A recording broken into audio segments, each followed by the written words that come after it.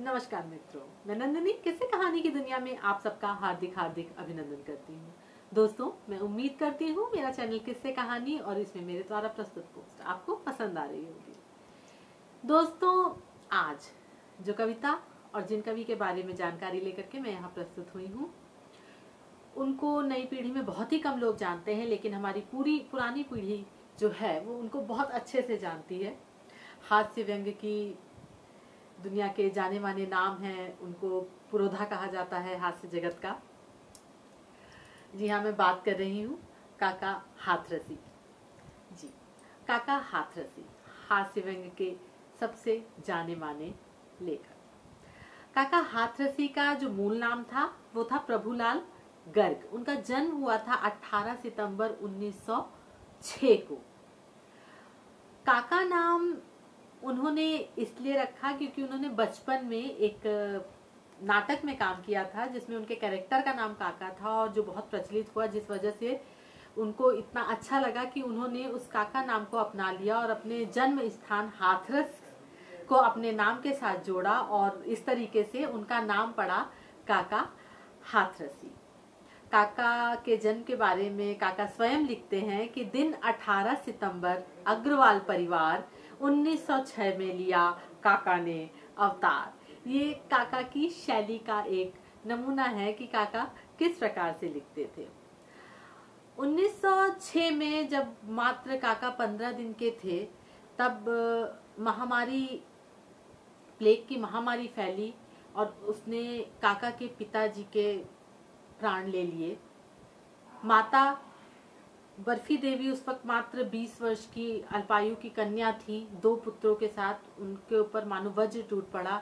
वो दुख से वशीभूत होकर अपने भाइयों के पास रहने चली गईं, लेकिन कुछ ही समय बाद उनको वापस अपने ससुराल की, अपने घर की याद आने लगी और वो अपने दोनों पुत्रों प्रभु लाल और भजन लाल दोनों को लेकर के वापस हाथरस आ गई। मामा ने प्रतिमा उनको 8 रुपया खर्चा देना तय किया ताकि उनका भरण पोषण चलता रहे और 10 वर्ष की आयु में काका हाथरसी अपने मामा के पास इगलास रहने चले गए, जहां उन्होंने अपनी शिक्षा दीक्षा सब संपूर्ण की और बहुत शिक्षा संपन्न करने के बाद 6 रुपये प्रति माह पर एक कंपनी में एक अनाज की बोरियां गिनने और उनके हिसाब किताब का काम वो करने लगे। इसके साथ ही वो कविताएं भी लिखते रहते थे और 1946 में उनका पहला कविता संग्रह आया था। प्रथम पुस्तक आई थी काका की कचहरी। काका हाथरसी की जो सबसे खास बात या उनकी पहचान थी वो थी उनकी दाढ़ी। वो खुद कहते हैं कि काका दाढ़ी राखिए, बिन दाढ़ी सब सून, जियो मसूरी के बिना व्यर्थ देहरादून। 1957 में दिल्ली के लाल किले के कवि सम्मेलन में उनको संबोधित किया गया। वो हास्य व्यंग्य के कवि थे, उनको काफी अजीब भी लग रहा था, लेकिन फिर भी वो वहां पर गए और उसके बाद उन्होंने वहां पे क्रांति का बिगुल नाम की एक कविता सुनाई और सभी लोगों ने खुले कंठ से उनकी सराहना की और उसके बाद से तो वो हास्य जगत में एक चमकीले नक्षत्र के रूप में स्थापित हो गए।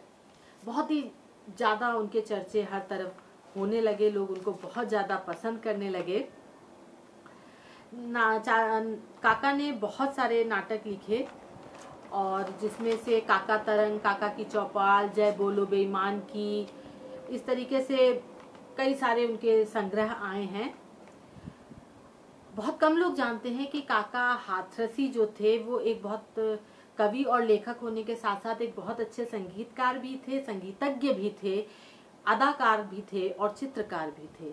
उनको भारतीय संगीत और भारतीय नृत्य कला से इतना ज्यादा प्रेम था कि उन्होंने 1932 में गर्ग एंड कंपनी की स्थापना की थी। संगीत कार्यालय नाम से जानी जाती है और ये पहली एकमात्र ऐसी पत्रिका थी जो भारतीय नृत्य और संगीत के ऊपर ही स्थापित थी और उसी से संबंधित सारी जानकारी सब कुछ ये छापती थी और उस पत्रिका का नाम था संगीत। ये लगातार 78 वर्षों तक छपी। इनके पुत्र ने इनके कार्य को आगे बढ़ाया।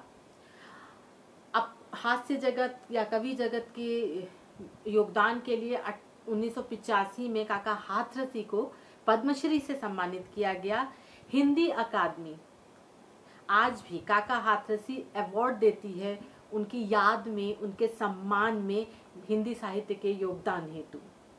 उन्होंने तकरीबन 42 किताबें लिखी हैं।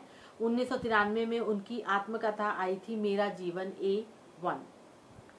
18 सितंबर काका हाथरसी ने जिस दिन जन्म लिया और उनका महाप्रयाण दिवस यानी उनका मृत्यु भी 18 सितंबर को ही 89 इयर्स की आयु में हुई थी 1995 में, और इस दिन उनकी याद में हास्य दिवस घोषित किया गया।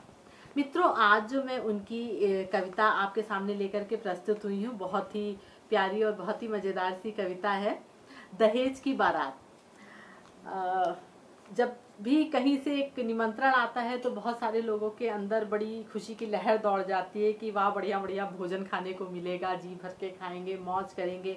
स्पेशली अगर बारात में जा रहे हैं तो बहुत ही ज़्यादा मान सम्मान और ये सब होगा। तो उसी को लेकर के उन्होंने ये बहुत ही प्यारी सी कविता लिखी है। एक अनुभव की तरह ये कविता है, आप सुने और इसका आनंद लें। उम्मीद करती हूँ आपको ये कविता पसंद आएगी। कविता का शीर्षक है दहेज की बारात। जा दिन एक बारात को मिलियो निमंत्रण पत्र, फले फूले हम फिरे यत्र तत्र सर्वत्र।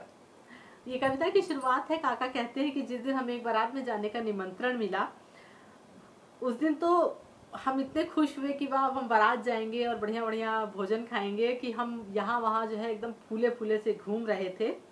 यत्र तत्र सर्वत्र फरकती बोटी बोटी, बादिन अच्छी ना ही लगी अपने घर की रोटी। कह काका कविराय लाड़ मोढ़े सो टपके, कर लडुअन की याद जीभ सापन सी लपके। अब वो कह रहे हैं कि जिस दिन हमको निमंत्रण मिला, हम फूले फूले घूम रहे थे, उस दिन हमें अपने घर की रोटी अच्छी नहीं लगी। बारात में जो लड्डू मिलेंगे उनकी याद आकर के जीभ सांप की तरह डोल रही थी और मुंह से लार टपक रही थी। मार्ग में जब है गई अपनी मोटर फेल, दौरे स्टेशन लई थी 3 बजे की रेल। मार्ग में मोटर फेल हो गई, भागे स्टेशन पे 3 बजे की रेल पकड़ी। 3 बजे की रेल मच रही धक्कम धक्का, 2 मोटे गिर पड़े पिच गए पतरे का। 3 बजे की रेल में बड़ी भीड़ थी, 2 मोटों के बीच में कक्का बेचारे पिचक के पतले हो गए। कह काका कविराय पटक दूल्हा ने खाई, पंडित जी रह गए चढ़ गए ननुआ नाई। नीचे को करी थूथरो, ऊपर को करी पीठ।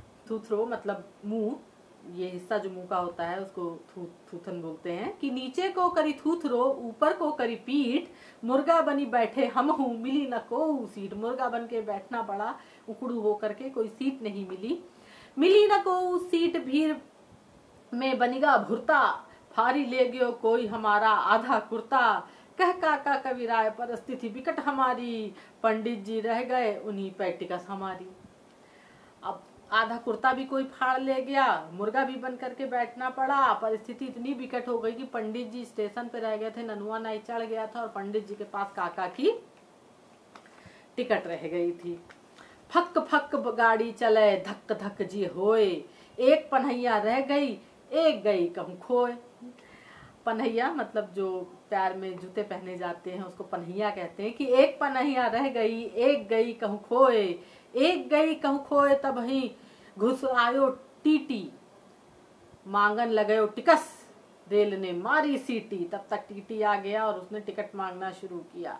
कह काका समझायो पर नहीं मान्यो भैया, छीन ले गयो ताते रह आना 3 रुपया। टिकट के लिए बहुत समझाया कि पंडित जी के पास रह गए, पर टीटी ने नहीं सुनी और काका के पास जो 13 आना 3 रुपया था वो ले गया। अब ट्रेन पहुंच गई, जनवासे में पहुंचे जहां बारात के रुकने का इंतजाम था। तो जनवासे में मच रहे ठंडाई की सोट, मिर्च और दही सपरेटा में घोल। अब वो कह रहे हैं कि जनवासे में ठंडाई का शोर मच रहा था, लेकिन उसने उसमें खाली मिर्च और नमक डाल रखा था सपरेटा में घोल। जनवासे में मच रहे हो ठंडाई को शोर, मिर्च और दही सपरेटा में घोल। वो कह रहे हैं कि सपरेटा दही मतलब वो दही होता है जिसकी मलाई हटा ली जाती है और खाली नीचे का सादा दही बचता है, उसको सपरेटा दही बोलते हैं, कि सपरेटा में मिर्च घोल दी गई थी, नमक मिर्च, उसको ठंडाई कह के बांटा जा रहा था।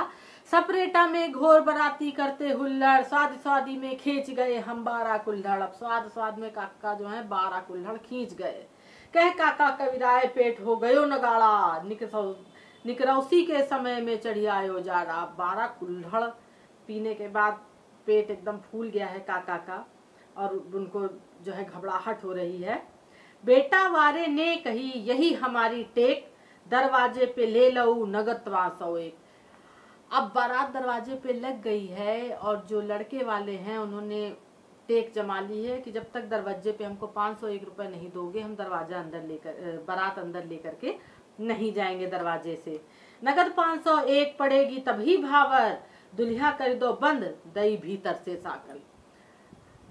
उन्होंने कहा 501 के बगैर भावर नहीं पड़ेगी, और दूल्हे को बंद कर दिया कमरे में। कह काका कवि समधी डोले ऐसे जैसे अर्धरात्रि है गई पेट में कूदे भूसे।